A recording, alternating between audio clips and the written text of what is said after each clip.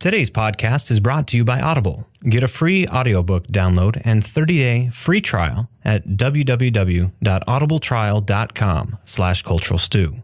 Over 180,000 titles to choose from for your iPhone, Android, Kindle, or MP3 player. Please listen carefully. Welcome to the Cultural Stew Podcast, coming to you from the Goat Factory Media Entertainment Studios. We are your cultural media recommendation podcast, giving you our take on what we think is worth carving your time out for, and also what we think you can pass on and maybe go cut that lawn instead. Warning, we use adult language, and there may be spoilers ahead.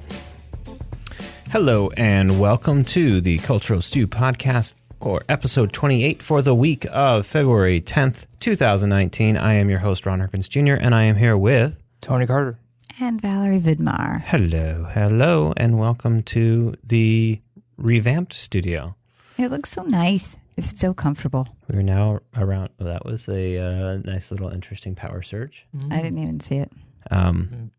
Yeah, we got a new smaller table, a little easier chairs to sit in. So Much easier chairs. But interesting show on the way today. We're going to talk a little bit about the news we care about, go through a couple new trailers that came out, our recommendation list that's a little stunted. Today's stew, which is Dealing with writers, authors, movies about authors that actually existed, real people, and also fictionalized characters and the writing process. And then we'll wrap up with what's on our radar and what's in our queue and talk about our next show. All right, into the news that we care about. What do we got? Let's see here. I wanted to start out with one thing, but I'm going to start out with something else. That we lost Albert Finney. Yes. I really like that man. Anyway, he was in Big Fish, right? He was. He was in Big Fish. And Daddy Warbucks. Yeah, yes, he was. Daddy And Warbucks. Before the Devil Knows You're Dead with Phil and Ethan Hawke. So Yeah,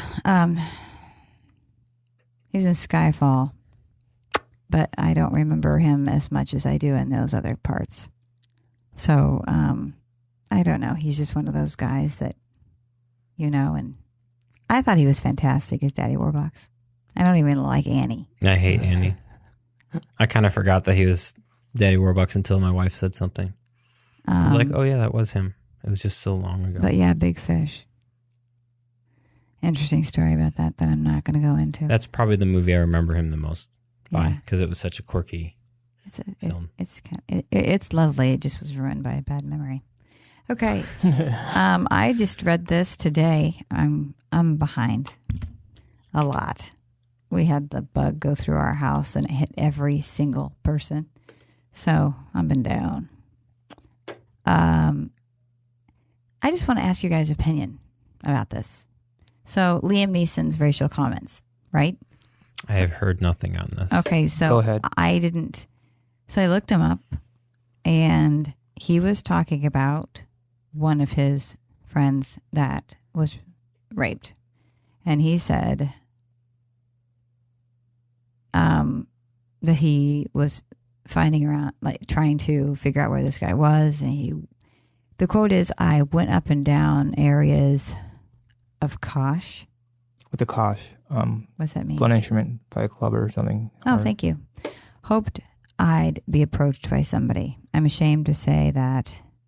And did it for maybe a week, hoping some, and then it says he gestures, air quotes in the air, black bastard would come out of a pub and have a go at me, something, so I could kill him.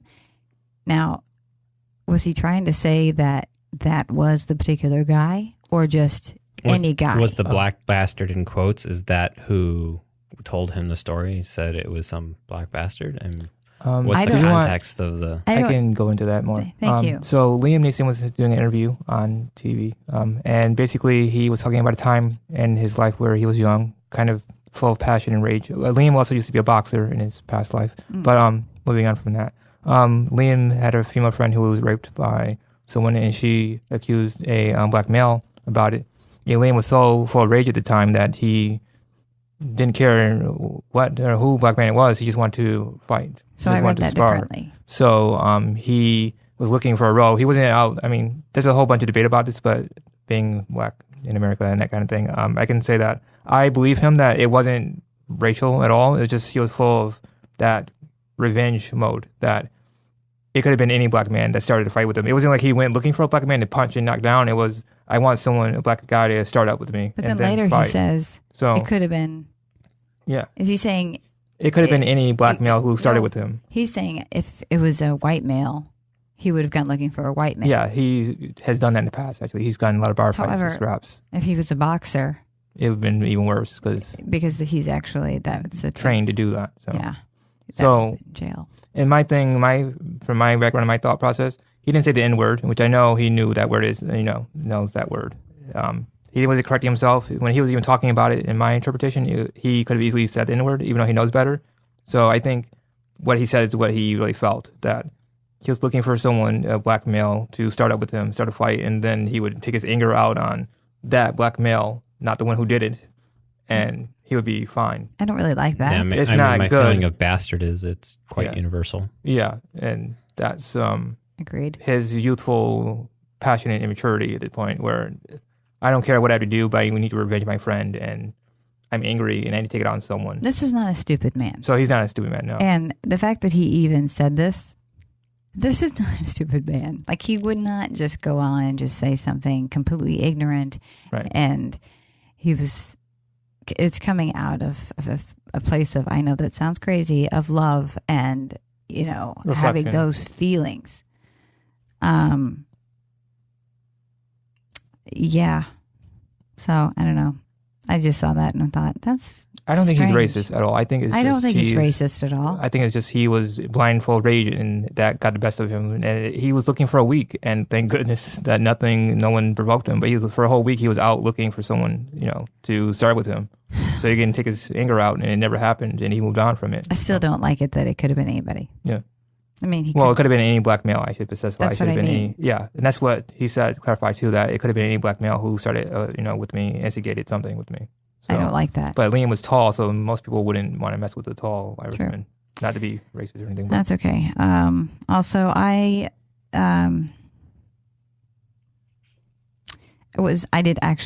never watched I watched The Young and the Restless for 1 year when I was in 7th grade or something.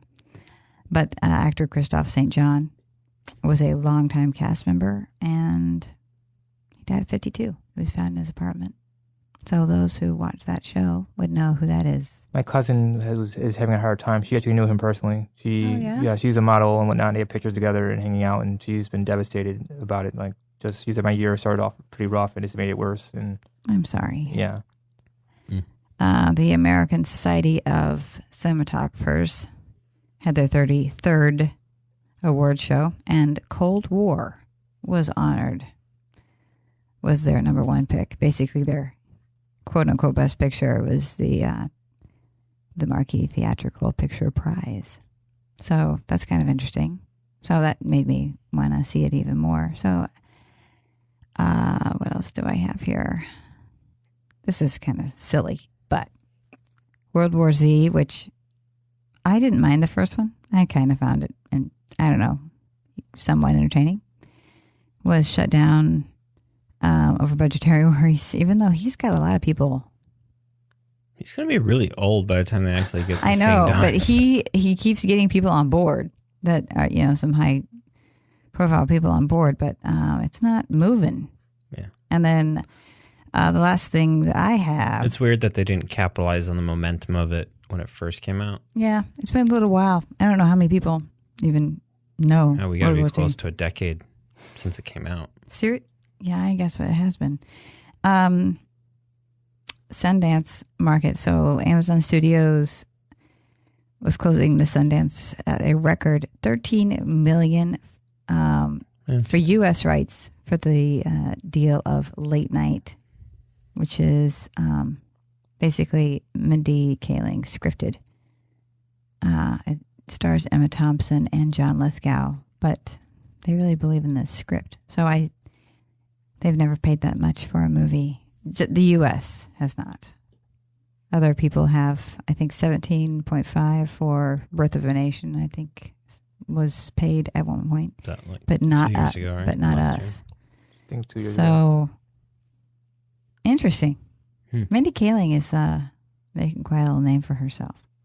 Another thing, I talked about the trailer for the Ted Bundy film with Zac Efron, Extremely Vile, and that one got picked up by Netflix, which is coincidental because Netflix also just put out a Ted Bundy series. Saw that. And I watched that series because I wanted to see how it played out.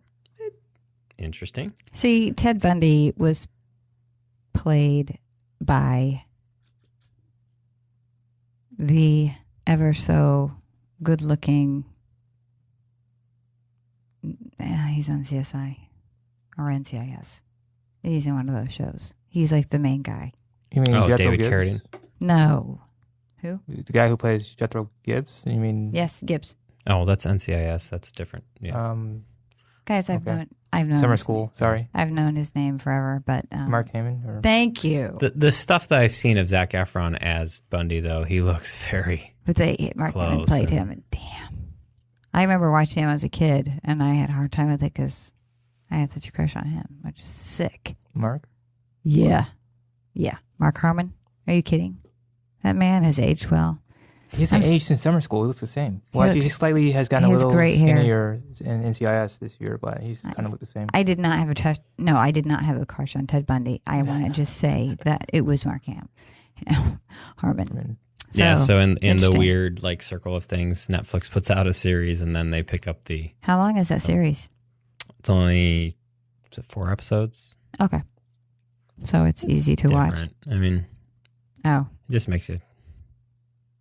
Is it okay? You're listening to basically Bundy's thought process and stuff. Weird. Yeah. Yeah. I remember watching. Occasionally I like listening and watching the weird things like that. There's just something weird. That's all my wife watches on Netflix. She's been watching these cold cases and mass murder people. So. My brain is not working.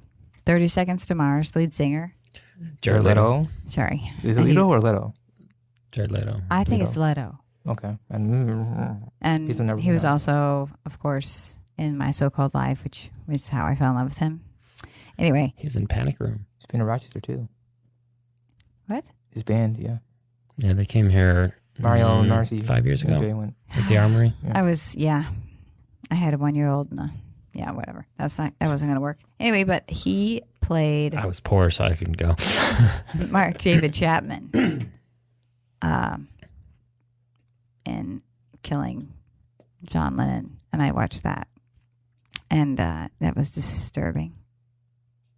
So these weird, I don't know how I feel about. There's a Charles Manson thing coming out, right? Yes, that's made by Quentin, right? And it's got Leo. It's made by Quentin. It's going to be. All over the place. Yeah. I think it's Once Upon a Time in Hollywood. Yeah. Land. It might be brutal. I don't know if I could do it.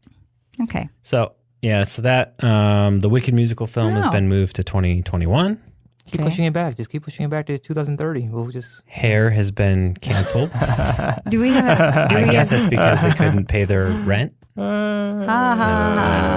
Okay, so why was it canceled? Anyone know? I know. They couldn't handle Rent. Why would they handle Hair? Hair is even more outlandish. Rent was the lowest watched musical that they've ever... Since the beginning. Had.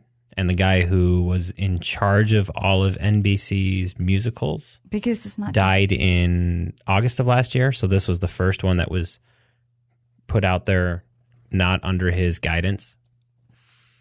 Interesting. So, I mean, the set design was lovely. I just saw a lot of blind spots for audience members, but the set was great. It's just too much stuff going on. I said to my wife, I'm like, man, this had to really suck to watch in person. Yeah. It's just, there's no good sight lines. And they moved to a different section of the place. Song. you just don't see anything. I mean, they're doing Seasons of Love, and they're people's butts. I mean, why would you want to see the actors' butts when you're singing? You should be in front of. It's just. Yeah. It was more for just to have a live audience there. They kind of did that same thing with when they did Grease. Yes. The audience was outside of the school, so you never really got to see anything. But so yeah, that was canceled, and I think that made Tony's day when he saw that. Well, when Hair went to Jiva did a good job with hosting them. No, they didn't host. They that was all That was self-produced. self-produced, What I mean by host is by putting it on. produced, mounted. Produced. Word choices. People. I'm tired. Hosting would be auditorium theater. I'm gonna put this out there so we understand. I saw Chicago. Good. Yeah. Velma. I've heard they had some pretty good choreography in this version. Holy crap. The choreography was fantastic. Fantastic. The dancers, I was mesmerized by the dancers. Velma, I cannot say more about Roxy. My problem is I have a really hard time with baby talk, and I guess that's her character. But she drove me crazy, even though she's talented. But still, I just could not get over her. And Baby talk the voice. no, Or like her baby, like she baby talked. oh, Mousy. Okay. It was like she's saying as if Betty Boop. it was horrible. I kept thinking, please stop. But Velma, I mean, that's the reason to go. Right there. She is the reason to go. And the dancers, I thought. And then they have the orchestra on stage. Mm-hmm. And let me take that back. The drummer, fantastic. I mean, I'm a percussionist, but I was so excited, and they did a great job with the lights. Did they think they bring their own lights in? No. Are those their lights? It depends on the set. They have everything at the auditorium is a stat standard between the League of Theaters. And some will bring in their own lights depending on the show and the needs of the show. They had some beautiful lighting. Like the stage has to have certain setups so that they can just pop in and out wherever they need to go. They had some beautiful lighting. I mean, I was noticing all these like aesthetic things, but and the men knew how to dance. I will say that. And I thought it was a good show. It was a great show. Okay. Moving on from Can I say one Chicago. I thing? think we've talked more about Chicago than... I'm sorry. I'm gonna put this out there. Santino, don't be mad at me, but Santino for John is he's in Tootsie the musical. It's in previews right now. The same thing happened with Amelie. That's happening with Tootsie. We have all this buzz. Oh, I saw these Tootsie. posters, but there's no video of the show, which scares me because then I'm like, okay, can I see a clip or something? You don't even have to have. Why? I need to see it. Why? I want to see it. Why? I like seeing the That's movie. what photos are for. There's not even photos. No. Okay. They haven't gotten to that point to take the photos yet. They should get there. I like the. They've been putting out buzzwords and ads and saying best thing ever or laughed my mascara off. I'm like, can I see a clip or a picture of Santino? I mean, even when they put out the clips for Moulin Rouge, God, gorgeous. Nothing. Yeah. I'm gonna do the same thing, and it disappointed me. So I really don't want this to be disappointing because it's my favorite movie, and it's also Santino. So I'm hoping they put out something soon. But you can't put out like I left my mascara off and not show me a picture of something from the show. I always say. And this show's been in previews for a while now, and yeah, it's just my little. My name is Dorothy. Dorothy. So, sorry, I said it out there. Justin. Moving on. All right, moving on to Superhero Corner or the trash bin for gift for you guys. Oh, there you go. Your drink, your first drink. We're putting everything here in this little tiny little corner because nobody wants to make a podcast with me about superheroes. By the way, I have been hearing back about my little drinking game. Yeah, I haven't heard anything about it. So, anyways, Avengers Endgame is rumored that it might be getting an intermission. Because it's 3 hours long. I don't think we need one. Just keep going. I mean, come on. Intermissions used to be a cool thing. In theater? I remember in theater. Intermission means you know what that means. Yeah, keep it going. It means more. You've never gone to a film that had an Lawrence intermission. Arabia, yes. At the Brighton, yes. It's like Gettysburg that had an intermission in it. I think it had dual. That means more money for the babysitter. It means more money for the concessions. Boom. moving on. But yeah. What is Endgame? That's Endgame? Infinity- Avengers Endgame. Oh, sorry. The next one. Is it the last they've been one? testing it at 3 No. hours, and they're getting good reactions for the 3-hour tests mark. I can go so. 5 hours, really, but put the depends on. Talks of the R-rated Deadpool is going to continue under Disney's rule. Huh. That was confirmed this week through the Disney Head IGer. So that's kind of cool.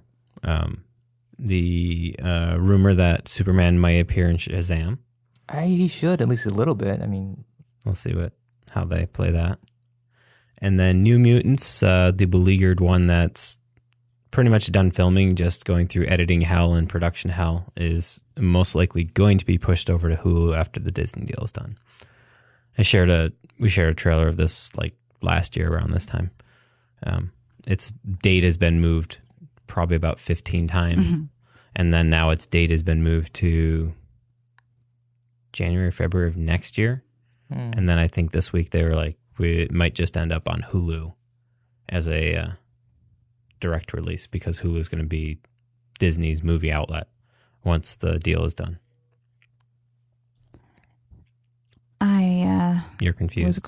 Are we done with that? I was going to move on to trailers. I'm sorry because what? Go back in time. That I bet you my superhero corner lasted shorter than Chicago. It did, actually. sorry. A minute shorter. So Because I was looking we can spill over. It's fine. at Child's Play down here. Somebody put Child's Play. Not me. Yes. Is that Chucky? Yes. Okay, so we have With Aubrey Plaza's in it. So we're starting out with Pet Sematary coming out. Aubrey's good. We're into the trailers. We're talking about trailers now. I said trailers. We didn't hear it. We're talking about trailers, and then we will put those links on for you. Pet Sematary is coming out, and it looks whacked out. I mean, it looks like, what are you doing with the movie here? I liked the first trailer because it didn't give too much away. The second trailer gave up way too much. I've just like, I really what the hell just don't have an interest in seeing it now. I don't understand what they're doing with the book. I read the book when I was very young. I liked the book, and this is not following the book. Yeah, there was something's been changed in it. And I like John Lithgow. I like Jason Clarke. Mm-hmm. But masks? The style-wise, it looks great. But I think just for me, it's like you showed me way too much in the trailer. I really don't. I don't understand. When you see it, you might see masks. I don't get the masks. One of John Lithgow's lines is he said the kids around here have made a ritual or something of it, and they cut to the kids doing the masks. So as the kids are taking the animals to the burial place, they're all dressed in the masks. It's driving me crazy. The masks would probably be a representation of the kids or animals as well. But maybe what we find out later the is animal that they buried. I don't know. Pimped.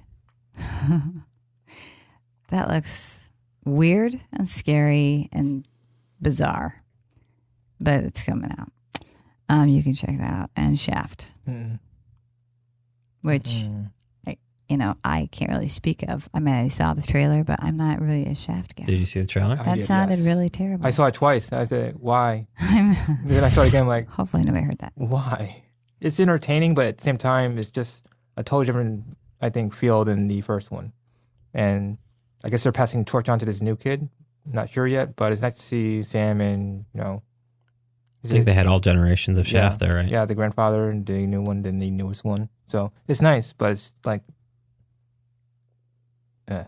I have no interest in seeing it based on that trailer. Okay.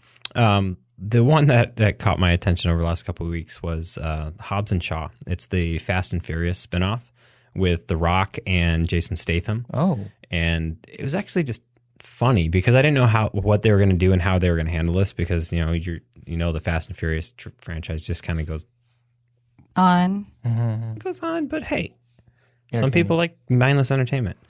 However, The Rock and Statham, from what I saw from the trailer, their dialogue back and forth is just funny. I was dying laughing. This is a Jason Wright. I mean, the man. We'll have to go see this. The man is who? Your husband? Jason, yeah. I see I got confused for a second. They're both called Jason. Okay, cool. I was just talking about Jason Statham because he's the actor in the film. Oh, I'm sorry. Jason, this is right up his alley.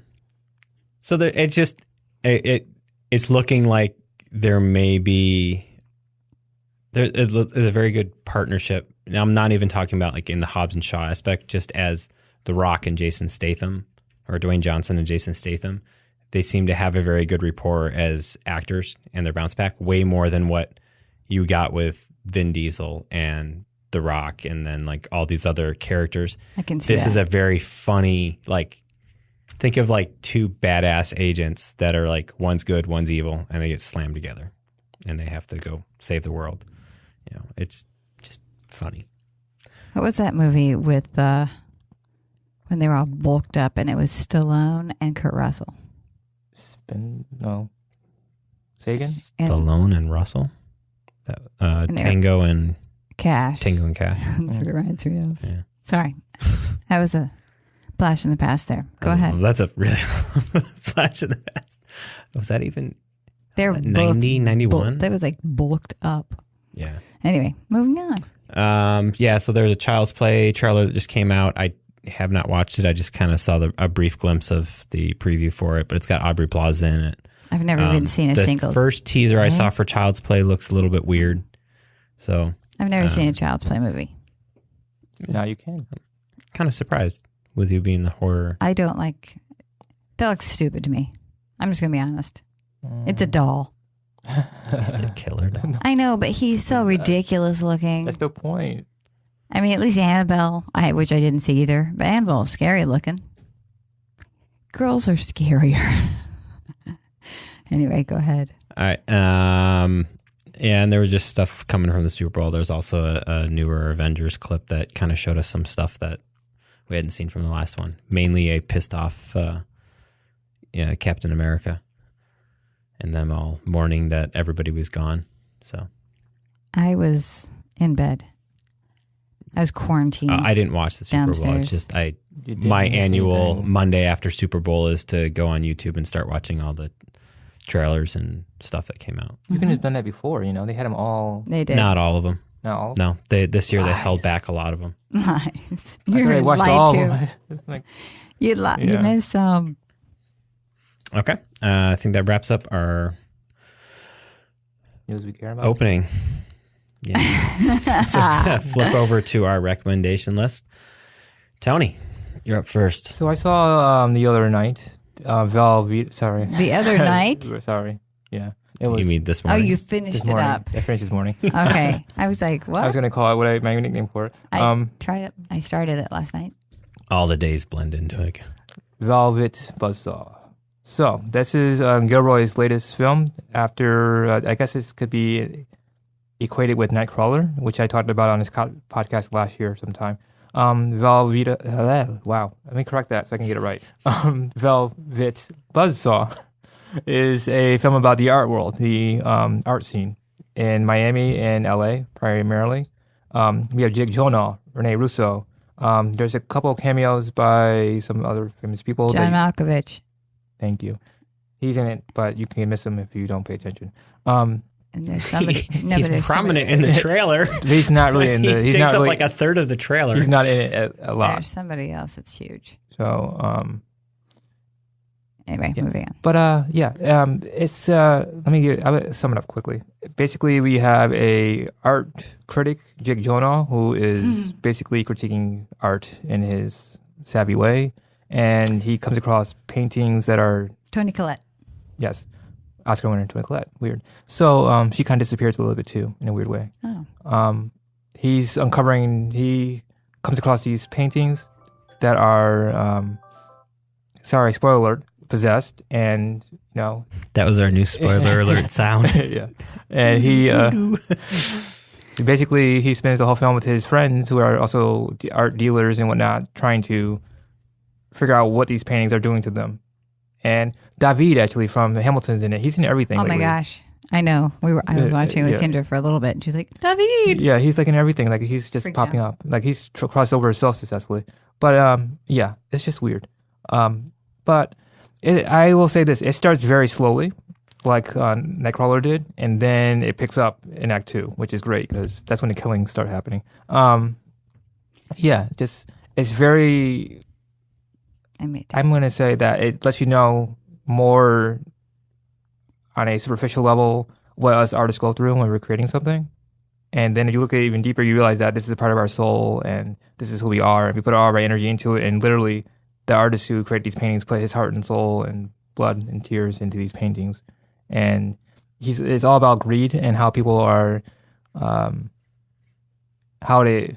greed takes them over. And sorry, spoiler alert again, the paintings are seeking revenge on people who are greedy.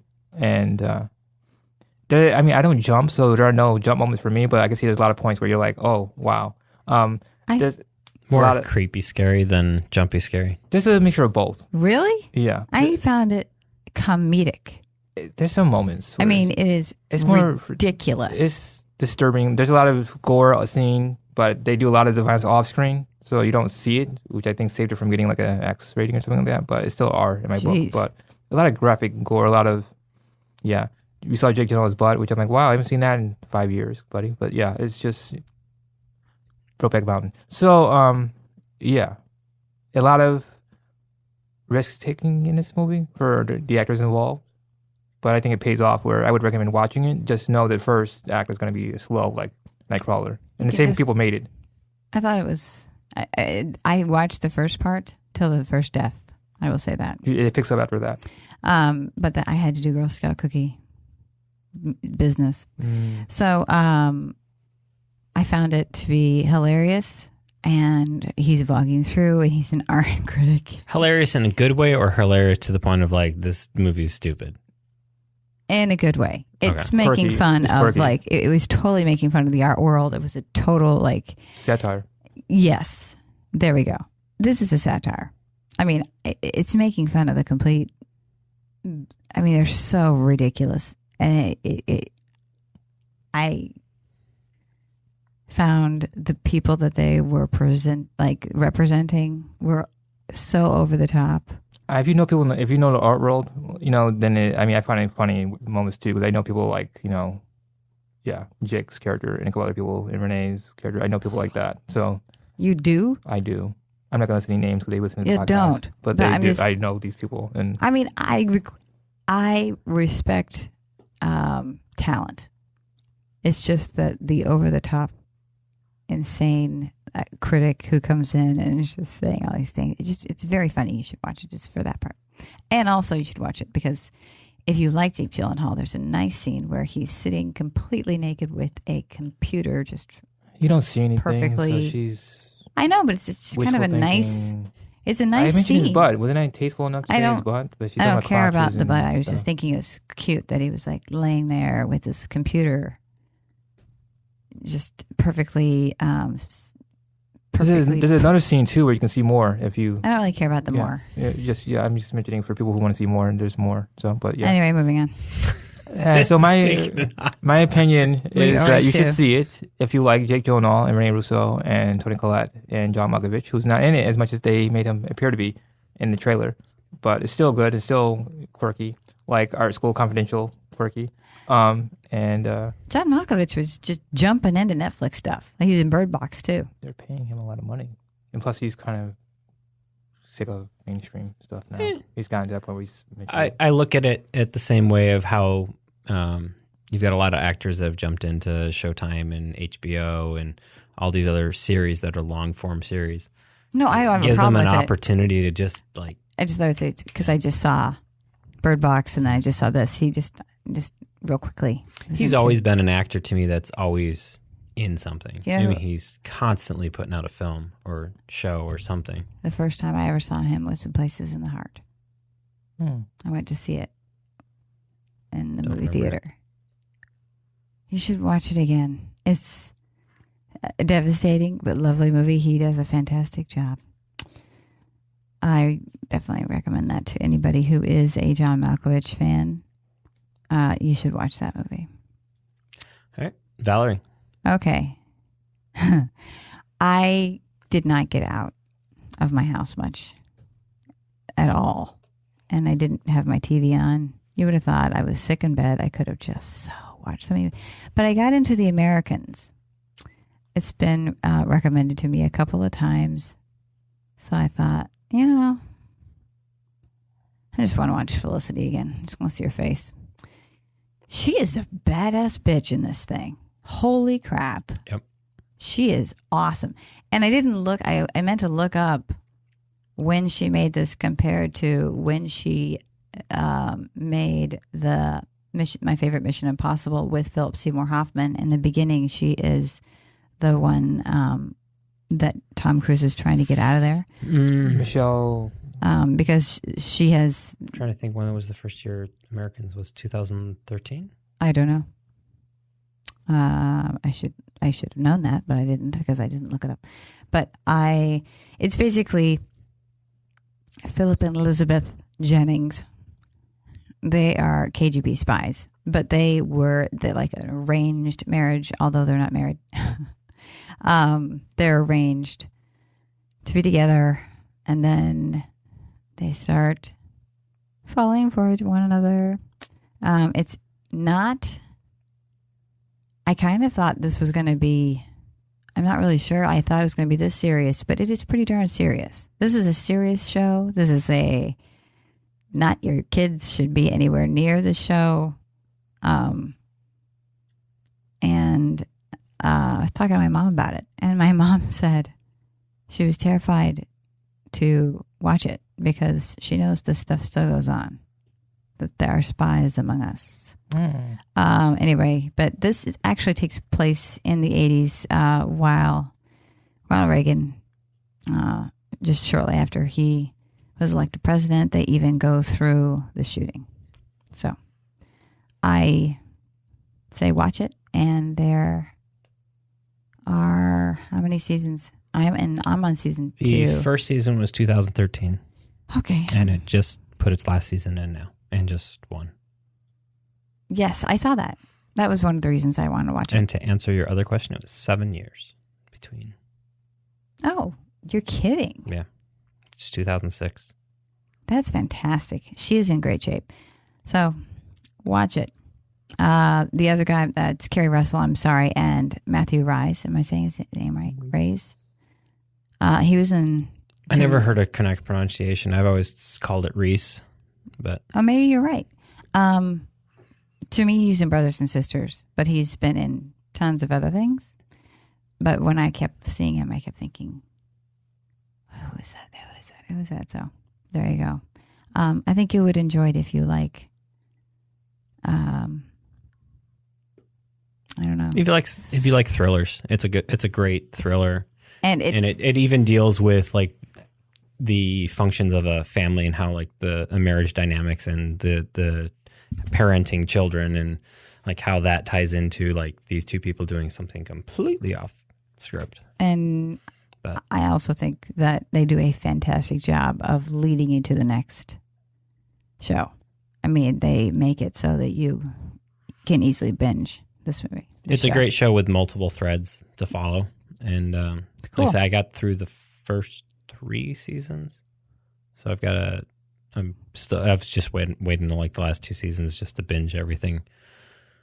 So it's cool. It's on Netflix, or where can we find this? It's on. Past seasons are on Netflix. I don't think they've uploaded the most recent one there yet, but it's FX is the main. It's on Amazon Prime as well. Really? No, that's wrong. I'm wrong. It's Netflix. Okay. But yeah, I don't know if they have the last season on there just yet. Okay. I think they should because it's been quite a while. All right. I had a couple things on there that I could have put, and however, the one that I decided to talk about is actually Free Solo. Free Solo is a documentary. It's a National Geographic film by I can't even say the name. It's an Indian name, I think. Vasaharali. Yes. That's nice. Good job. But the one that I know is Jimmy Chin. Jimmy Chin is a world-renowned photographer for his adventure photography, and he's been following Alex Honnold for many years. A lot of the shots that you see of the guy like with his back up against the wall, standing there, or some major climber is generally mostly probably taken by Jimmy Chin. And he did this for the National Geographic. And it's basically Alex is a special, unique kind of climber.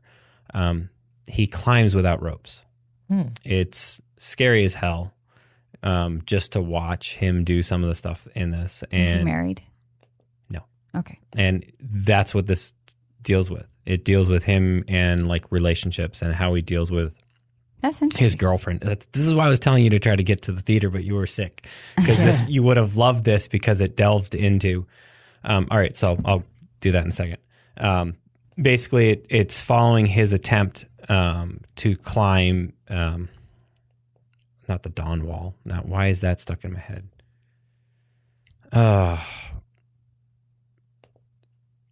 The biggest face in Yosemite. Wow, I'm blanking here. I'll come back to you. Because the Dawn Wall just popped into my head. The Dawn Wall is the next wall over. That's okay. You keep but talking. It's basically a 3,000 foot climb up a sheer face. And so you have the perspective of Alex. El Capitan. El Capitan. And nobody had free soloed it. Nobody had climbed it outside of a couple people with some ropes. Notably, one of the guys that are in the film that actually like helps him work and figure out the best route and how to take it. And it's one thing, I'm not a climber. I've never really gotten into climbing. There's just nothing that's appealed to me. I love mountains. I love running up them. I love climbing them in different ways. So to get their perspective on like, this is the route you need to take. And you get this glimpse inside Alex's mind of he memorizes everything. Like he knows exact hold, the placement of the hold, where his right hand's supposed to go, where his left hand's supposed to go, if his thumb needs to move, if his foot needs to be in a certain position. Like he has it dialed into a way I've never heard anybody talk about anything except for like somebody doing like something that he memorizes it.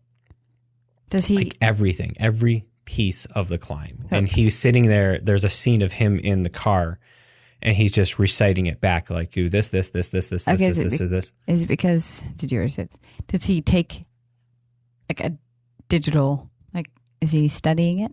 He's constantly studying it. He's going back to it every day, and he actually keeps like a climbing journal. So you're basically getting a glimpse into his climbing journal as to like what he's doing. And he'll take a certain route and he'll say, well, this worked, this didn't work.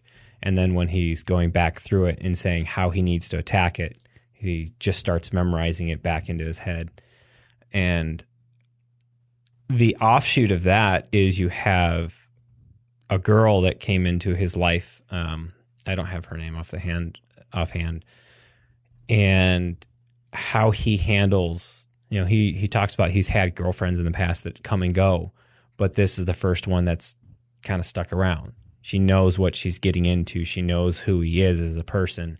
And you start dealing with she brings up the question of like, what would make you stop?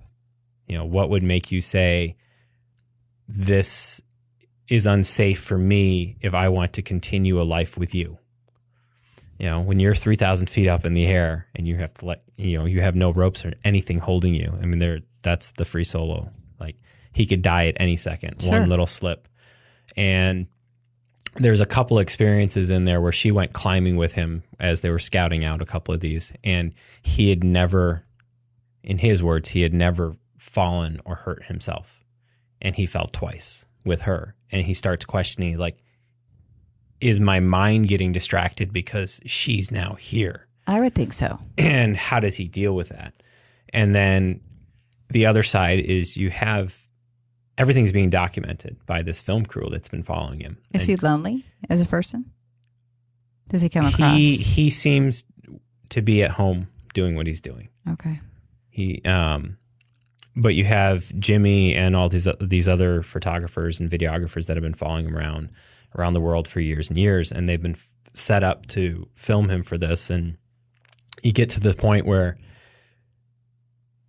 you have everything from the girlfriend side, you have everything from the photographer side, and he basically he starts the climb and he stops the climb. He just bails out and he just said, he brings up everything. He's just like, I can't have you guys watching me, because it ends up putting the pressure of like, you saw your friend lose his grip and fall through the frame to his death. He's like, I don't want that to be on any of my friends. I don't want to have my friends watching me to my death. Okay. And his experience with the girl is still kind of off, because I don't think he's settled. He hadn't at that point yet settled into I'm doing this because I love it and because I need to, versus you're somebody I want to spend the rest of my life with. It was more of like, if I don't do this, I don't know who I'm going to be. Right. And so he chases down that. She eventually, so. How old is he? Mid-20s, maybe early 30s. Oh, I was thinking the thing that would make him stop would be age. No, it goes through, it delves into some of his background and how he grew up a little bit. But the kicker for me is watching the perspective of the photographers and videographers, because they bring it up several times. It's like, we've been climbing with this guy for years, and now he's going to do something that is just batshit crazy. I mean, there's no other way about it. 3,000 foot climb with nothing to hold you, and you get close-ups of like, he's trying to hold on just this, basically a fingernail is what he's got his foot just resting on, and nothing holding him there but the pressure of his body up against the wall. And the filmmakers are just like, what do you do when you see your best friend just fall through the frame? And so when they finally go and do the final shoot, they set up remote cameras along the whole route, and they've got a 10,000 zoom lens that they're doing the video from, this big open field pointed at El Capitan. And the videographer the whole time, he's moving the camera, but he's turned away from the camera the whole time because he just can't watch it. And so like my level of anxiety watching this film was just through the roof. And what made it even like better was like, it was an IMAX. And so I got to see, like, it was just huge. It was like me and like 5 other people in this whole theater. Damn.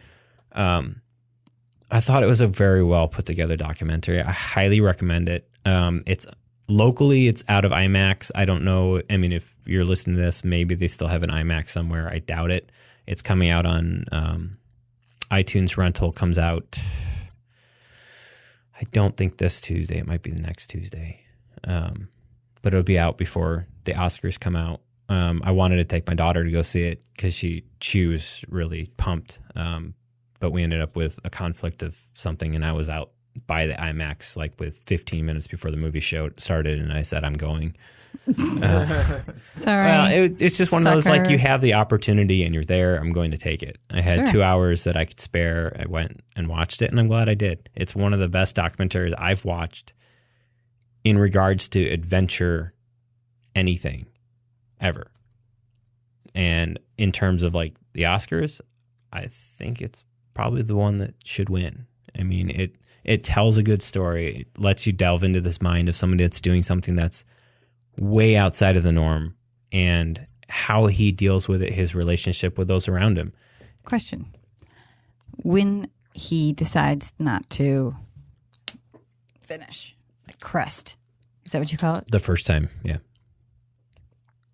Does he crest? Yeah, eventually. That's the second time when they set up all the remote cameras. Oh, okay. Well, I thought that he totally bails, and I was wondering if you were relieved or if you were let down.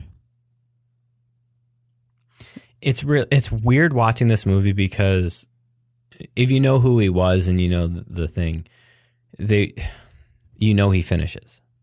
You know he makes it up the climb. Okay. But even still, the whole time, your heart is just like, I was so tense, just like, because just like any little slip. Jason and I love watching these movies together, so this will be a good one. this is just crazy. I mean, there's climbing with ropes, you know, there's Everest and stuff like, you know, that are just crazy ass climbs. Crazy. This is just in a different category. Seeing somebody that is that dedicated and that talented. We saw Alan. Like, you literally can't make a mistake the whole time. You can make a mistake with ropes. You can't make a mistake like he was climbing. And it's just, and they go through, they make a point and they go through like, these are like, I saw like 30 to 40 of my friends die. And they start talking about like all these guys that were climbers and like the mistakes that they made. And he's like, is it, you know, is he going to keep going or is he going to make mistakes? Is the girl going to be the cause of him losing his focus of, and that's a real concern for somebody that's doing a sport like that. And he's worried about her safety and that he's thinking about that. That's Mutants and The Americans as well. So highly recommended for me. Highly recommended. So cool. Okay. Today's stew is brought to you by Valerie, me. So I try to be, I'm a writer who is not writing. That may not make any sense, but I think it makes sense. I actually think it makes sense to some people. I kept saying, I don't know what I am, but they say if you wake up wanting to write, you think about everything as writing. Actually, you know, I have been writing because I took a writer's and books class, and I have been writing. I took writing illness, and it was fascinating, and it did get me to write some stuff. So I have been writing, and I wanted to deal with. I realized that some of my favorite movies are different from yours. Movies about writers. What was that under the breath thing? The under the breath thing was different than you. Ron said, I'm only bringing that out because I just said somebody mentioned that at the beginning. Yeah, I always have these under the breath things and nobody knows what the hell I'm talking about. Ron said, I just realized I just don't like that. But I don't like films about writing. And I love them. I always have. And there's movies actually that have writing, like a family member writing or a person writing, or like One True Thing, Renee idolizing her father who's a writer and she's trying to write and, you know, et cetera. Things. I love that. But I just wanted to dive into those types of movies. So there are so many movies about writers. So I'm not sure how to go about this except for maybe start out with, I'm just going to list some movies about writers. If you are interested in watching movies about writers, you have to get ready to get out your pencil and paper. But some of those we will be talking about. Most of them we will not. So we have Shakespeare in Love, Almost Famous, The Player, The Shining, Stand By Me, Stranger Than Fiction, All the President's Men, Sideways, Death Trap, As Good as It Gets, Barton Fink, My Left Foot, Finding Forrester, Burn After Reading, American Splendor, Adaptation, Wonder Boys, Romancing the Stone, Capote, The Hours, Misery, Sunset Boulevard, The World According to Garp, love that, Sophie's Choice, Missing, The Odd Couple, Sleuth, Squid in the Mail. It could go on. Deconstructing Harry, Midnight in Paris, Philadelphia Story. I'm now skipping down the list. The Accidental Tourist, The Way We Were. It could go on and on. But Finding Neverland is actually a lot of people's favorites, and I like Shadowlands. Anyway, so those are a lot of movies you could, you know, dive in and start watching if you'd like. So I kind of just said to the guys that we should just talk about some of our favorites or least favorites, and then maybe talk about one that we all seem to enjoy. I like The Hours, which is about Virginia Woolf, and Nicole Kidman won her Oscar for that movie. It's Michael Cunningham book. I read the book first, and I recommend that one. Wonder Boys has Michael Douglas and Katie Holmes, and I'm going to say Spider-Man, the Tobey? first one. Tobey Maguire, thank you. I really enjoyed that. Oh, and it has Frances McDormand. She's fantastic in it. I loved All the President's Men. Grew up with it. I just love that. As Good as It Gets. I love her frustration. I love her dedication. I love the fact that she is, I just like her ups and downs. But I love Diane Keaton. She plays Diane Keaton well. Moulin Rouge is definitely a different type of kind of movie about writing, but it's about writing. I mean, we've got the typewriter, we've got him going through all the stuff, and then Midnight in Paris. I did really enjoy this movie. I thought that it was done well. I loved the fact that he is disillusioned, like he can't get his novel together, but he goes back and he's like his favorite authors, like Fitzgerald, and there's a great quote about writing. Hemingway says to him, "No subject is terrible if the story is true, if the prose is clean and honest, and if it affirms courage and grace under pressure." I just thought that was kind of cool. But so it's really cool to kind of see him travel back in time and meet all these people and the way they portray them. And I don't know, I thought it was kind of fun.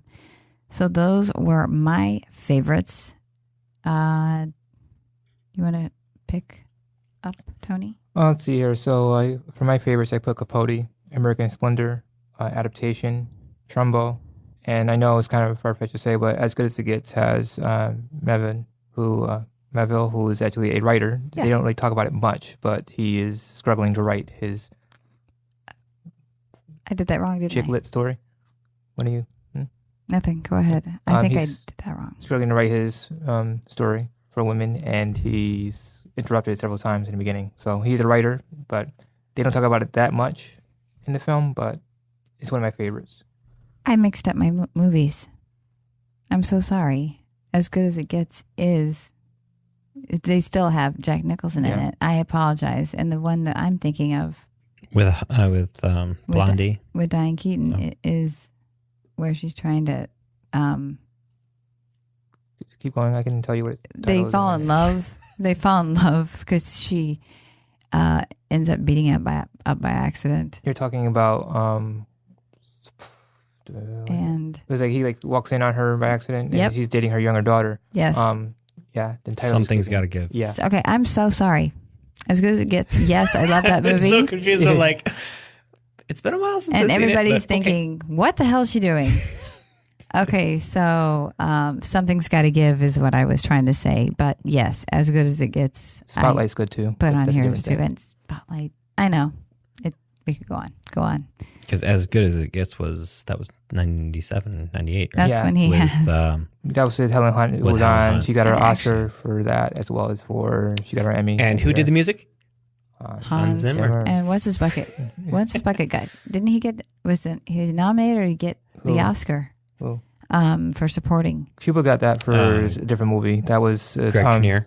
Greg Kinnear. Did he? Yeah, I think he I know. did. I think he at least got a nom, but Yeah. I do remember. He was Cuba great won in the that year movie. before. He was great in that movie. And I had Capote, but since we're going to be dealing with Yep. that, I didn't say it. Go ahead, Ron. I had American Splendor, and I think it has more to do with my love of Paul Giamatti. Good actor. And Shakespeare in Love. I just thought I liked the movie. I know Okay. Anthony doesn't, but I liked the movie as in general. I like Shakespeare in Love too. And as you went through your list, I'm like, oh yeah, I really loved Misery. I do too. I like That's completely my like forget that. Yeah, he's a writer, and Misery's on my what is that list that I was just saying? Top I was 10. going to have, if there was a top 10, yes. And yes, Shakespeare in Love is up there. I happen to forget to write it down. But yes. And Capote, I guess. I mean, as I mentioned to you, I don't watch or remember a lot of like, hey, this is a movie about writers. I have a lot of connection to it. Whereas I can watch something like Free Solo and I feel like I have a connection between an adventure guy and also the filmmaker side. Yeah. But writing, I've never really had a huge connection, but I have enjoyed movies, and those were the ones that really pop out to me. Of the movies that you listed, Tony, do you feel that there is one that best depicts your experience as a writer? I think adaptation does a good job explaining the screenwriting point of view, more so than Trumbo and a couple others. Like you personally? Personally, adaptation I think is a good representation of screenwriting because Nick Cage's character is actually literally struggling to write a screenplay the whole film, and his twin brother is trying to help him. He's going to seminars, wasting money at seminars, and listening to gurus and getting all his input, and nothing's really sinking in for him. Capote's good for the duality of being a writer, of being honest to yourself and true to yourself, but at the same time, how it can hurt people and how that lifestyle can cause massive damage if you're not careful. I can get more about that later, though. I don't want to go too. I mean, I don't want people to think that I'm anywhere. I was going to say the hours only because at the time I watched it, I haven't rewatched it lately because I have hard times watching it, if that makes sense. Mm. Because sometimes I can get too... Yeah, it's a hard emotional film, It's because I can get wrapped up into it and then feel all those feelings that I felt. I don't know, it's kind of crazy. But there's a part where she lays down next to a dead bird and she looks into its eyes, and it's just... it's her writings, and I've been listening to her writings and reading her writings, and just her outlook on the everyday life and her struggles with depression. And I don't struggle as much now that I did when I was a kid. Maybe like right now I am, but I'm saying as a kid. But I think that it's a great portrayal of her life. And I can't believe I didn't even bring this up. The fact that they're going back and forth, and we have Meryl Streep, who's dealing with her sick ex, Ed Harris, and there are 3 stories going on, and the other is Julianne Moore, who is very unhappy in her marriage, and they each depict certain different types of stories. I would say, I don't know, Mrs. Dalloway is definitely the Meryl Streep kind of thing. But I don't know Julianne Moore's character as far as, unless we are dealing with the same boy. If the boy, I can't remember, is the boy in Julianne, in her story, I think it's actually Ed Harris. She's his mother, I think, isn't she? Yes, she's his mother. But the little boy grows up to be Ed Harris. Mm-hmm. Yes. And so we understand where he came from. But watching those 3 women go through those 3 different things, different times of life and different frustrations, different feelings about things, I think makes it good for a movie. Connection. Yeah, it is. I like it. So, but we all liked Capote. Can I say? Yes, go ahead. The reason why I put American Splendor first is because American Splendor I feel is a more, organic way of writing that most people see. and writers feel. So I think that's the most genuine depiction of what writing is like. Harry actually is Paul Giamatti. Harvey. Yeah, sorry, my brain. Yeah, Harvey is, has a normal job, in and out, bored, just restless in Ohio. And his wife leaves him. That's not funny. It's not funny. But she leaves him, and he loses his voice, and he's struggling, still shuffling to his job, and he has this breakthrough where he realizes that everything around him is inspiration. Like, they literally have the comic infused into, real life. So you can see his inspiration coming, and he goes home and just starts writing this all out. And then he finds, Crumb, who helps him illustrate everything. And it's just a natural, organic, like, this is my life, and I'm going to make do with it and write about it. And he does, and it works. And he's still working that, job in the hospital doing filing. I call it filing, but something else more better name than that. But he's still working that job while getting popular.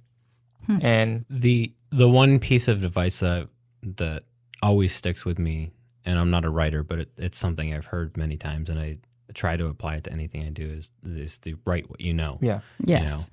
Don't try to like make up things you don't. And I think that's Harvey's experience in that is very much like, wow, I have a gold mine here. Life sucks. I'm going to write about it, and it, I think it works. there's bravery in it.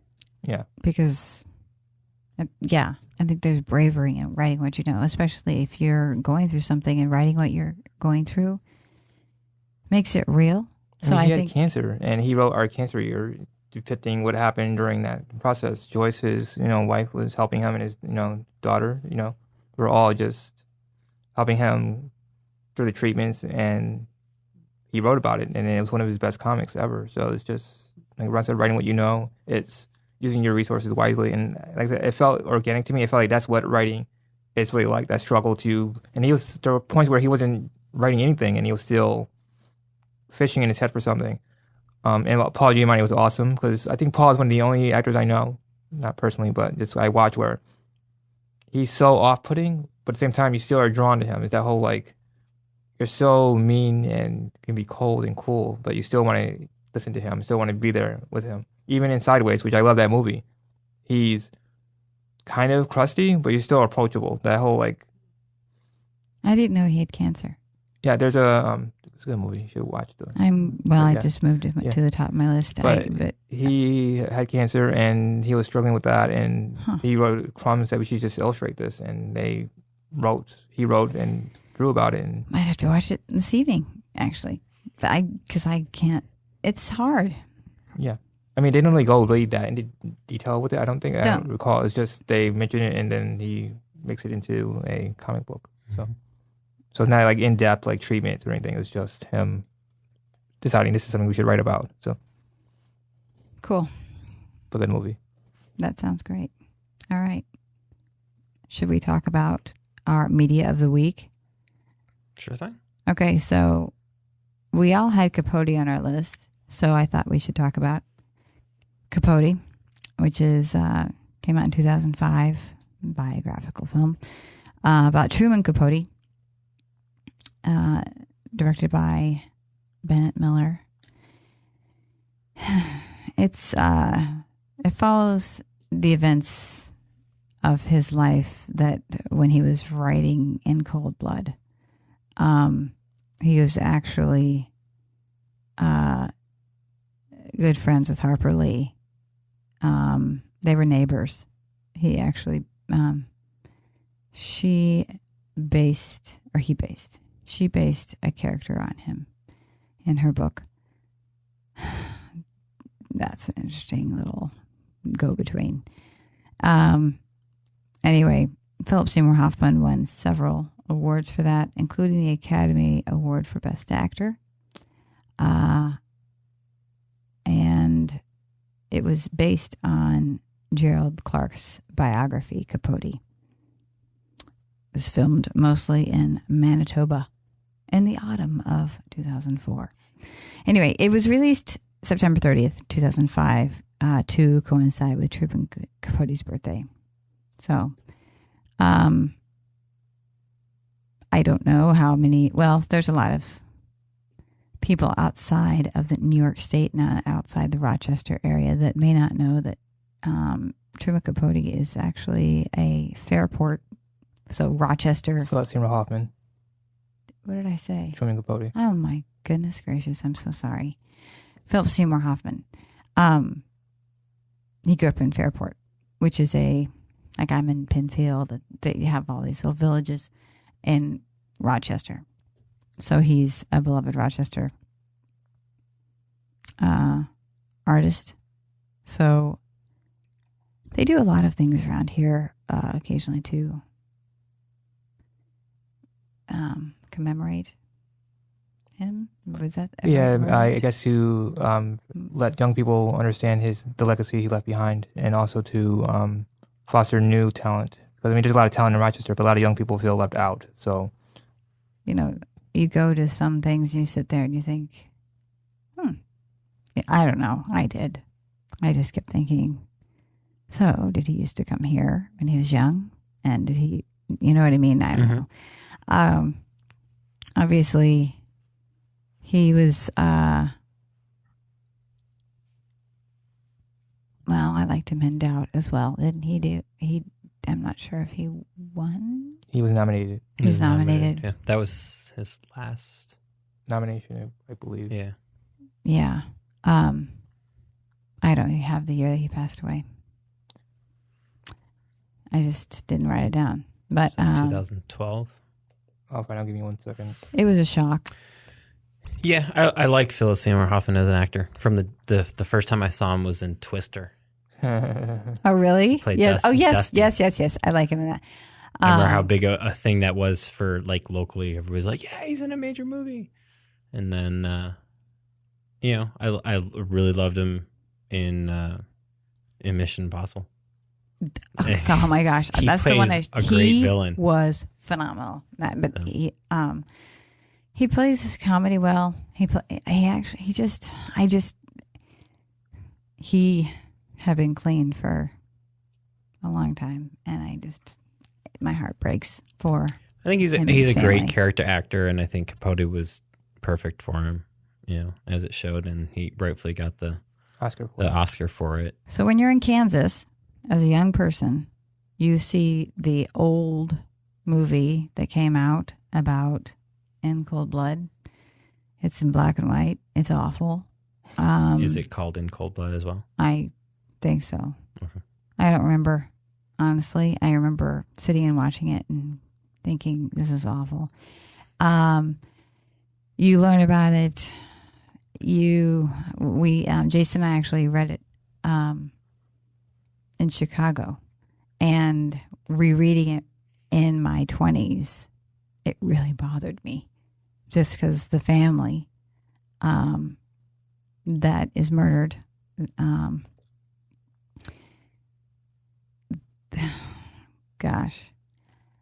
they reminded me so much of one of my best friends' families.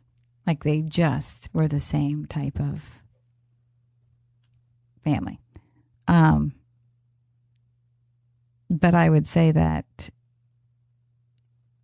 I wanted you to expand on what you were saying earlier about becoming involved in your work and the struggle between separating it. Yes.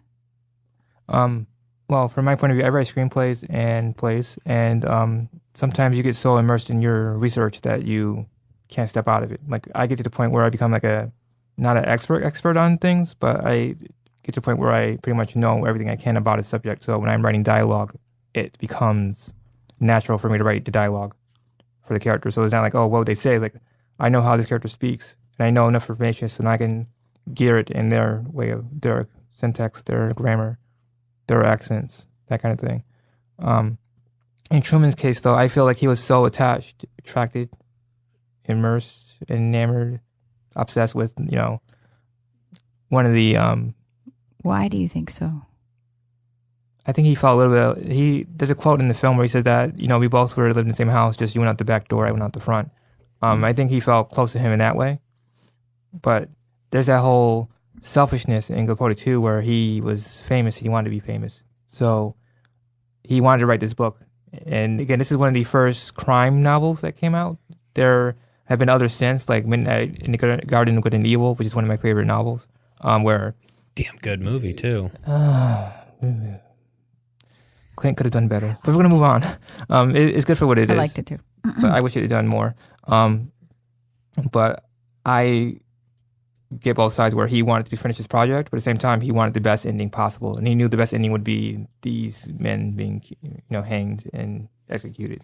So he didn't really try to save them. He could have used his, fame to get these men a stay of execution, but he didn't. He wanted that ending because he wanted that for his book. His writing was more important than life itself. Yes, and people. And people. Even so, Harper even says in the film that you care more about that than this. And she still loves him, but she knows how he really is and his real personality. And he basically gives himself credit for her writing To Kill a Mockingbird.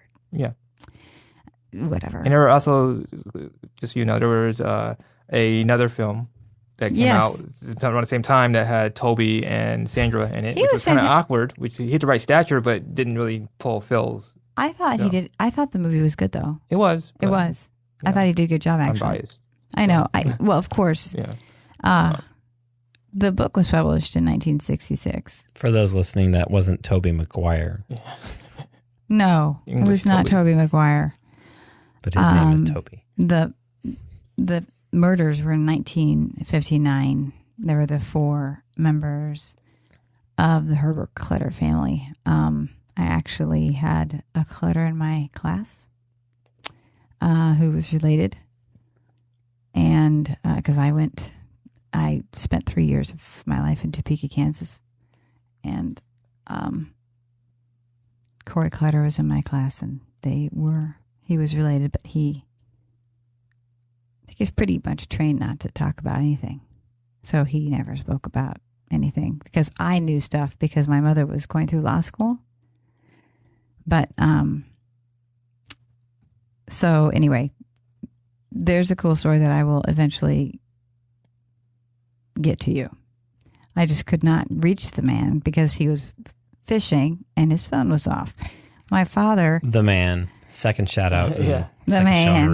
There's no distinguishing. He's like the man. Like, so Jason who? I'm about to say it. The man, me, my father, who's out fishing today, and I should have called him yesterday. I know. Anyway, he had the book already. He had bought the book before, and Truman Capote came to the University of Kansas I don't know if he read, but he definitely signed books. So I'm sure he read. My father, there is an interesting story around this, but I don't know what it is because I can't remember. But I will get it to you. But my father has a signed book by Truman Capote, which is pretty damn cool. It's just in Kansas, we're known for The Wizard of Oz and In Cold Blood. I mean, pretty much. And the center of the United States. Not really. And Smallville. No, I believe there is. We're not really known for Smallville. No, like the things that, In Cold Blood's huge. Right. I mean, that's huge and it terrifies everyone. So I read it and it's terrifying to me. Like I was shaking because, you grew up with these people. It's this type of area where they lived is where we lived. I lived in town, but right outside, you've got these farmhouses and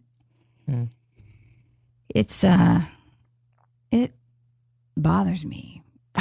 The killers, I don't know. I know I'm weird. I'm just not going to mention their names, but they were arrested 6 weeks after the murders and later executed in Kansas.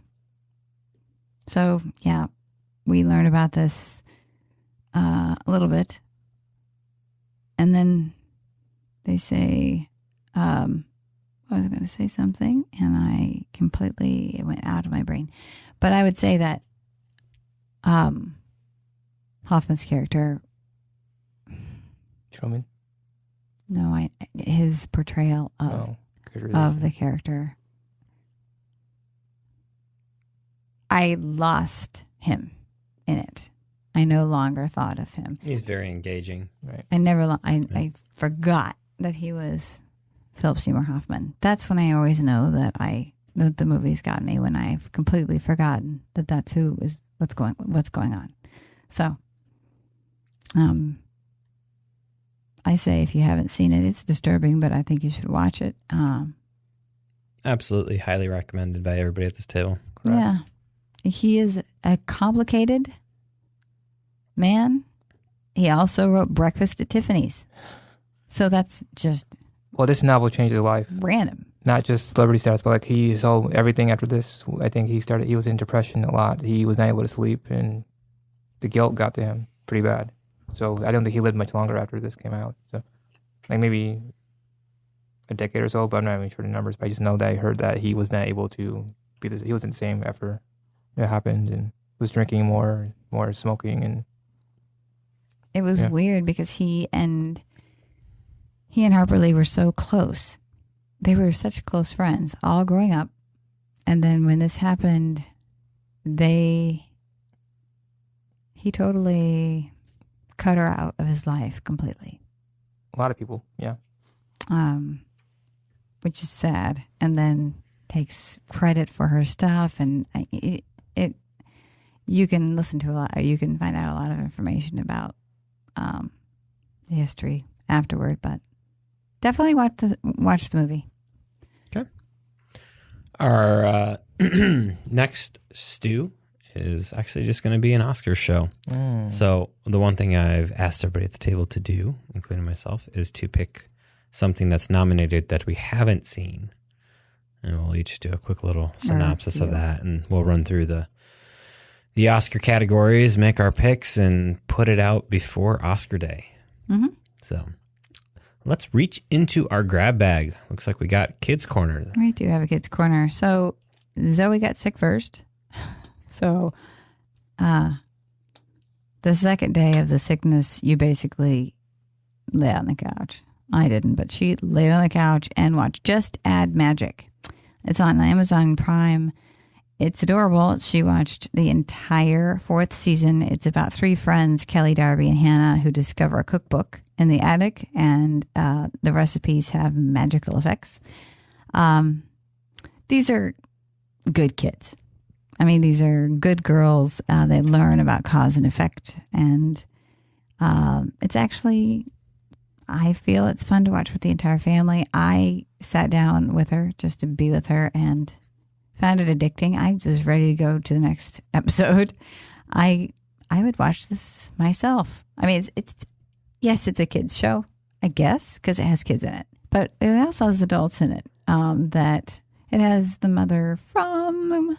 See, every time I see her, I go, "Oh my gosh, it's the mom from E.T." But she's the grandmother of one of the main characters, the mom from E.T. Do you know what I'm talking about? The blonde? I don't have her name off the top of my head. I don't either. But she's in it.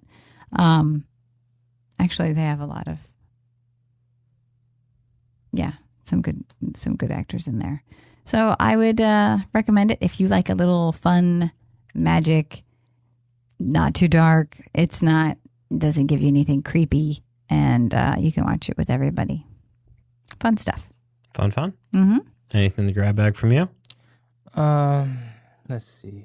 Oh, I'm sorry. Season 4 debuted February 1st. So I still haven't gotten to watch Roman Empire on Netflix, so I'll be watching that. I caught a little bit of Disobedience with Rachel Weisz. So in the grab bag? I grab? Oh, no, sorry. It's okay. Do you have anything in the grab bag? Anything you've been listening to, or any books? No, I've been reading, but not anything worth talking Nothing about. worth sharing. You do have no books? They're academics. They're boring. Okay. Game app? Nothing? Nothing here right now. It's been slow, and I haven't caught up to anything yet. So I've been still on Webtoon, which is an app. You can also watch it and look at the stuff on your desktop. So there's no excuse now. Webtoon is now on your desktop as well as on your phone, Android, and it's for webcomics. And I've been reading Let's Play, which is very, very, very funny and clever. And you don't have to know anything about anime to enjoy it. It helps, but you don't. And then I've also been watching My Dictator Boyfriend, which is about a bodyguard and the king emperor of a European nation, and it's just how they are secretly together. But yeah, and also it's like a communist state, so he can't be gay, can't be this and that, but everyone kind of knows, but they don't know. And Webtoon, WEBTUNE? TOON. Oh, TOON. So just kidding, I knew that. but yeah, just please, guys, just check out some cartoons. They help your day go better and make you smile and laugh when you're really stressed out. So. All right, moving into what's on your radar and what's in your queue. Sorry, Okay. I jump sharks. I do We'll that. follow up with Tony. Skis. What's on your radar and what's in your queue? Oh, guys, Super Bowl last week. Didn't watch it. I was falling asleep, which bad at this show. I fell asleep during the halftime show too, which was bad. Chiefs weren't in it, so Come who on, gives you a didn't shit? stay up for Adam Levine's stripping off his Levine? shirt. He was wearing a curtain, but that's Levine? he was wearing a couch or a curtain fabric. I don't know what he was love it wearing. that you don't know how to say his name. Levine? That's Levine? fantastic. Adam? Maroon My wife's 5. obsessed with him, so. I just saw the picture of all of his tattoos in California. I still can't get over the Chiefs game, so I it's too depressing. And I don't watch football. So. I don't really either, but the Bills have been, so well, my brother-in-law works for the Chiefs. Yeah. So you've got to root for them. yeah. It's just, and I have a kid at school who basically is like a fair weather Patriots fan. So he watches basketball and he's like, I like basketball too. Who do you like? I said, I like the Bulls. He said, well, I'm like, who do you like? Golden State. I'm like, okay, who's your favorite athlete, player? Steph Curry. I'm like, yeah, you're a fair weather fan. So Patriots, they won, whatever, Tom Brady, blah, blah, blah, Belichick, blah. Boring. Like Rent, but worse. So, not the show Rent. Everybody Rent on keeps NBC. saying that, but you know what? They're the ones that keep winning. So I can't fault them for being good. It's like I hate the Yankees, but they lost eventually. they win. So You hate the Yankees? I hate the Yankees. Don't even get me started on that. So- I'm a baseball. Well, the through Red and Sox are not the new Yankees, just so Thank you know. God Kendra's So, not in here. She would attack you probably. she tried to attack me. So, here's the She's thing. from the. Wait, Right. My nephew Derek, he's named after Derek Jeter. We're going to talk about sport-related films later, not today. I still have Roman Empire and Shitsel and Disobedience from Netflix on my queue, and What yeah. is shitsel? It's What is shit? it's a foreign Film. documentary about.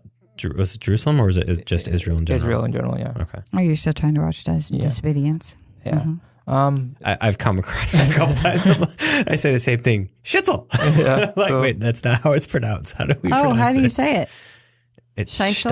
Steisel, isn't it? Yeah. Steisel. Oh my gosh. So, Sorry. My wife corrected me. Sorry, guys. Oh. There's no I before the T. That's ridiculous. Here, I don't have dyslexia, but my instantly put the I before the T. It always It's does. just American. it's American. It's the thing we do. Americanization. Harper has been trying to learn how to read, and she does the same thing. What else? I am listening to Danish 101, so I'm learning Danish in my spare time. So it's my audio listening to. Is You're that in- getting written into your screenplay? No, I Okay. just You're just learning Danish. language, Danish. It's kind of phonetically like Tony English. likes to just pick up stuff. I I'm gonna, do. you know, what? I'm gonna become Learn a Danish. hockey player. I played hockey before, so that's different. I'm learning Danish because I'm bored. So You're bored? my brain gets bored, so I do things to keep it engaged. Danish is keeping me engaged. Wow, So, cool. but Are yeah. you gonna go anywhere to use it? No, I just have a friend whose mother is Danish and she speaks clinical Danish. So we're going to be going back and forth and speaking it, and she'll help me pronounce it correctly. And I can read it fine and write it fine. It's just You speaking can it read it and write it fine already. Yeah. How long have you been studying? since New Year's. I really hate you. That's amazing. All right. So I watched a really great show that just debuted on Netflix called Russian Doll. It's got I can't remember if her name is Natalie or Natalia. She's from Orange is the New Black. She's the redhead. Okay. As She's the great. lead character. And it actually has a bunch of people from Orange is the New Black in New there. show. I'm like, New show. there's like 5 or 6 people in this. Really? Yeah, but they're really good. You know what? It's a That's not- fantastic show. It's basically, think of Groundhog Day, but darker and weirder. And the main characters basically die. Oh, I just spoiled a part of it. The main Thanks. character dies and then comes back and restarts from the same the same point over and over and over and over. There's and over. actually a book that I just saw that's just like that. I highly recommend it. It's weird, but it's good. I think it's really well made. The dialogue is great. Watched another show called Dark Tourist, just kind of a junk show that I was watching on Netflix. But I said to my wife, I said, I'm pretty sure me and this guy, if we met in real life, we'd be friends. He's just got my sense of humor about people. Who is it? I don't even know his name. What's it about? He basically goes around the world to different like dark tourist places. So like, what is a dark think of like tourist place? going to a Manson tour, like a Charles Manson like tour, or another one. He like went to the JFK assassination and went on one of their tours that they do. Oh my and, God, like, my friend, my friend, she is my friend. he met. He went down to Mexico, Colombia, and did a Pablo Escobar tour, and he's having a conversation with one of the guys that was one of Pablo's assassins. Jen would love But this. the way he interprets some of the things and way he says stuff, it's like, this guy's got my just sense of humor, just straight on, like how he thinks of, like he meets these preppers in South Africa who are like obsessed with, the African culture taking over, and their whole thing is being preppers. And then he comes over to the United States and he basically meets another prepper group. And it's the comparison that between these two things. It's just funny. But if you have like nothing in your queue and you have time to spare, it's funny enough to watch. And he's from New Zealand, and I think New Zealanders are just hilarious to begin with. I don't think I've met a New Zealander that's not funny. My sister-in-law, Jen, this is right up her alley. Yeah. And so is Webtoon. There's a couple on there, like they delve in, you're like, man, this is some dark, I can't believe people are into this kind of stuff. And he taps into it a little bit. Then I watched another, a documentary about the Fire Festival that was on Netflix, and that was actually really good. But Fire Festival was a thing that just kind of exploded last year and was backed by it's hard to explain. Just if you have interest in documentaries, it's a good documentary. I don't know what the Fire Festival is. Yeah, just watch it. Are you kidding me? Yeah, you're not going to say what it is. Okay. That is really. I'll put it this way: the people who ran the Fire Festival don't know what the Fire Festival is. Is this? Does this happen out in the desert? It's not Burning Man. No, that's Burning Man. Fire Festival, they bought an island that used to belong to Pablo Escobar and decided to bring a whole bunch of musicians and really expensive tickets and all this stuff to come down to this island, and threw it together in basically 6 weeks. So it's like Magical Mystery Tour on... And they basically threw it together in 6 weeks. So think how well that went. Wow. Okay. But it's an interesting dive into like the guy who's behind it all, and like them peeling off the layers of who this guy is. This is on Netflix? Netflix, yeah. There was actually 2 of them that came out on the same day. I think there's one that came out on Amazon Prime or Hulu. And then the good one is on Netflix, though. You had Netflix. Okay. But all those 3 things were all off of Netflix. Cool. On my radar, since our next one is about the Oscars, which means we're probably not going to be recording again until March 10th. So this covers a lot of stuff on my radar. Alita. It's my fault. Sorry, kids. Nah, it's life. Alita is coming out this week, and I'm hesitant. I don't like 3D. What is Alita? Alita is, it's got, who's our favorite German, Austrian? That's Christopher Waltz. Christopher Waltz is in it. And the lead character, Alita, is actually, she's all computer generated. And it's basically based off an anime, I believe. But I don't watch 3D films because I just haven't this is coming out in the theaters? In the theaters. Comes out this week. Okay. And somebody I respect said it's the best 3D film he's ever seen. Very well, good use of it. So I'm kind of on the fence of, and it's in 3D IMAX this week. But Captain Marvel will be out on the 7th of March. Mm-hmm. And Fighting with My Family. I want to see that. I want to see that. I think it looks fun. Nick Frost is one of my favorite funny men out there. And we'll probably eventually see a Lego Movie 2. why it's out in theaters. I'll probably see it just to get out of the house. I enjoyed the first Lego movie. I enjoyed the Batman Lego movie. They're kind of goofy. Yeah. They're fun. I mean, there's some funny parts in there. In my queue, a bunch of Oscar movies releasing over the last couple of weeks, so I'm pretty sure we'll be renting some and catching up. On the 15th, we have a double release. We have Umbrella Academy being released on Netflix, and we have Doom Patrol released on DC Universe. What is Umbrella Academy? They're based off comics. Both of these are. Doom Patrol, okay. So yes. Umbrella Academy is the one I talked about last week, or last time. It's the one that Gerard Way from My Chemical Romance was the writer. Oh. He wrote the comic. Totally blanked that out. That's okay. Cool. I'm used to it. Not by you, but by people in general. Oh, my God. And then Doom Patrol is DC Comics. Okay. So it's their second installment of a live-action TV show that was specifically made for the DCU streaming platform. Their first one was Titans. Okay. So this is their next one. And it's got, who is our Encino Man? Played Encino Man.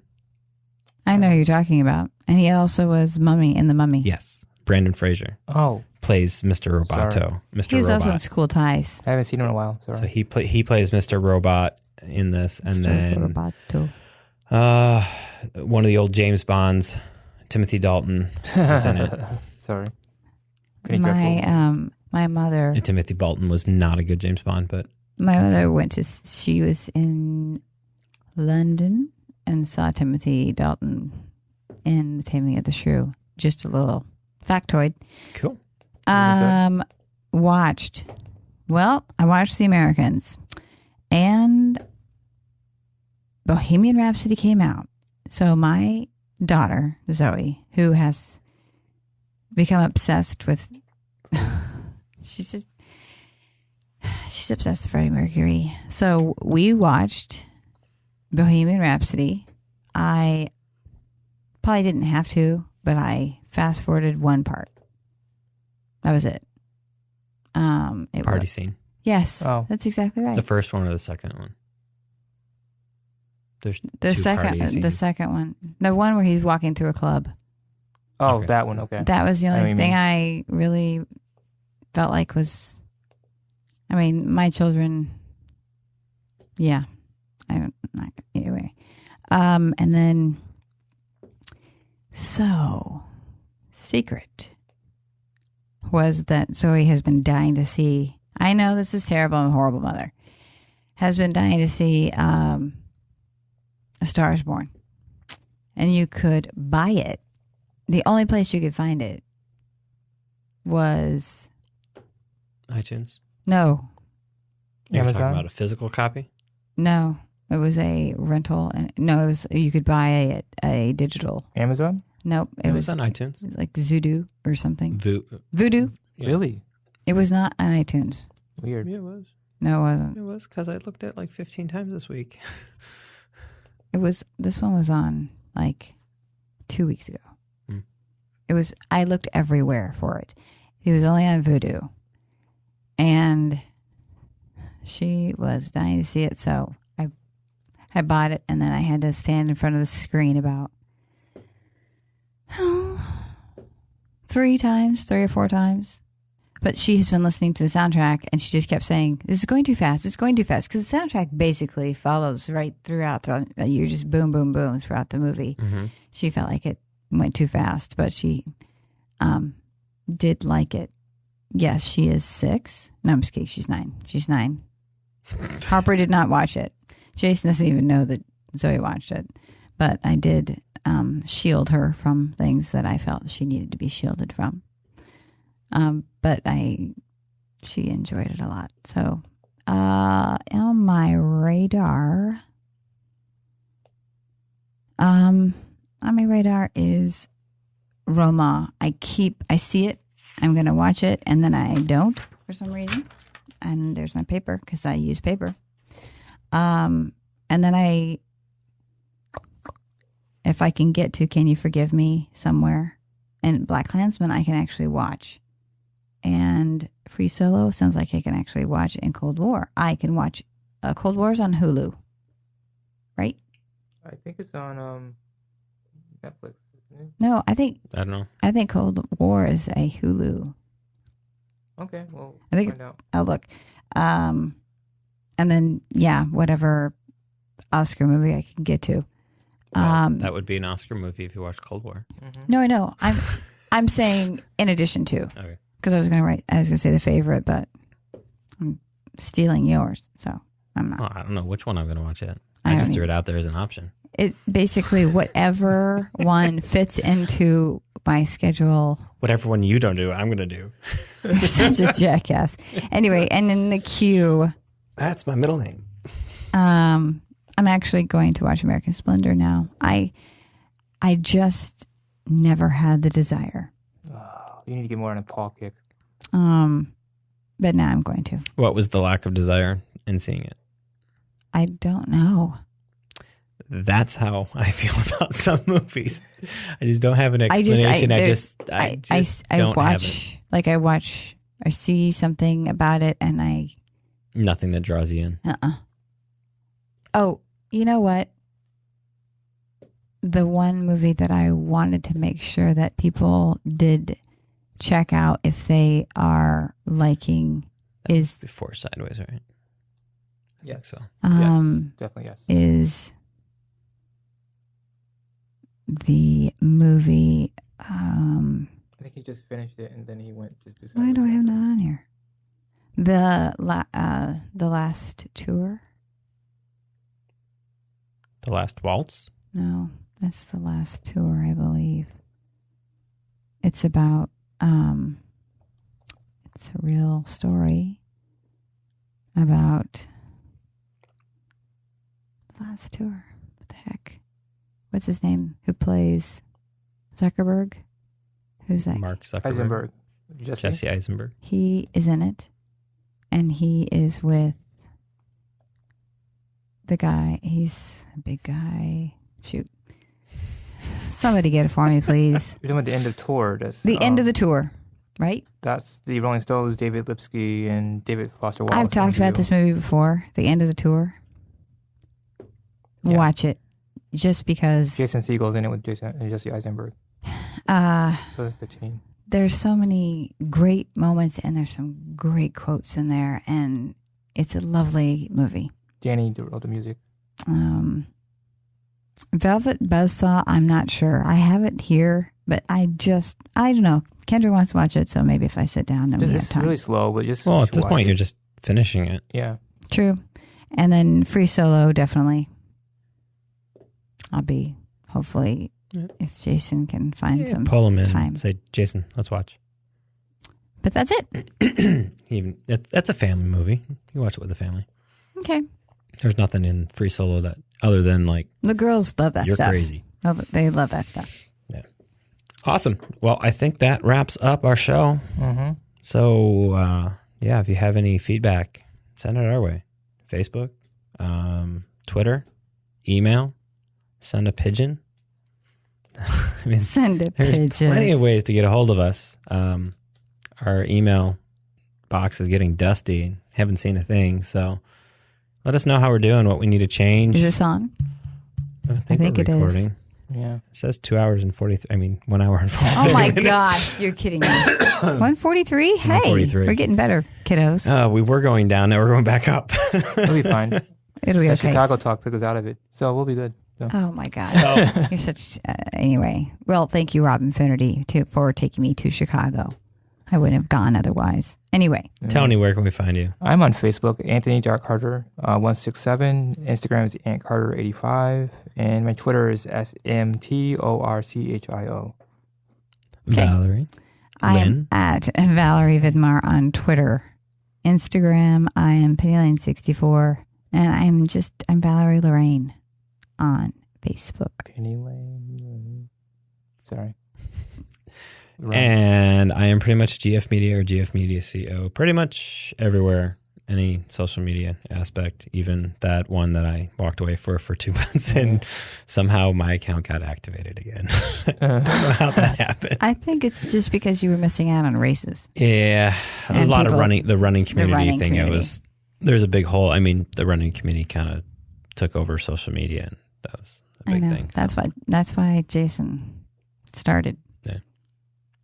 Yeah. So yeah, go out and find us on culturalstew.net on Twitter, culturalstew.net on the website, and I think that's it.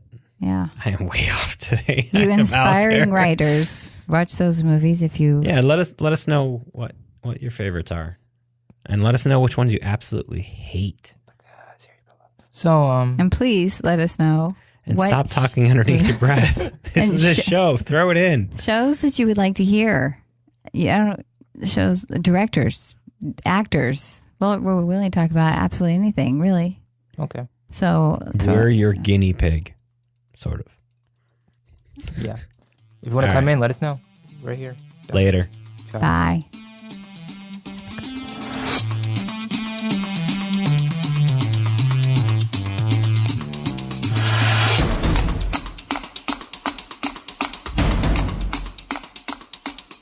The intro and break music is Please Listen Carefully by Jazeer, available through the Creative Commons license from Free Music Archive. Please see our show notes for details on what the outgoing song is and who it is by. And also, as always, if you have a piece of music that you'd like us to play or consider playing, please contact us today.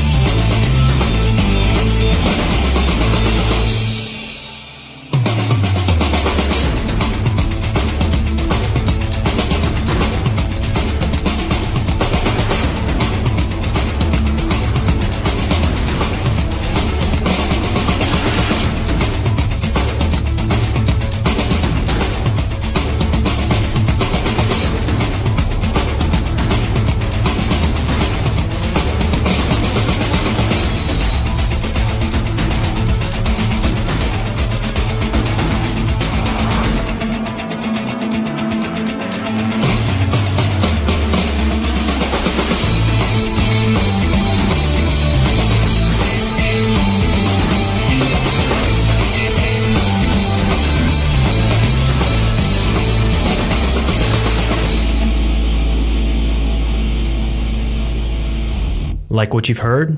Want to continue to hear more? Please consider Patreon. What is Patreon, you ask? Patreon is a content creator support site, a way for people to support the things they love and allow creators to continue creating the content that they love. Please consider heading over to patreon.com/gfmedia and becoming a Patreon supporter today.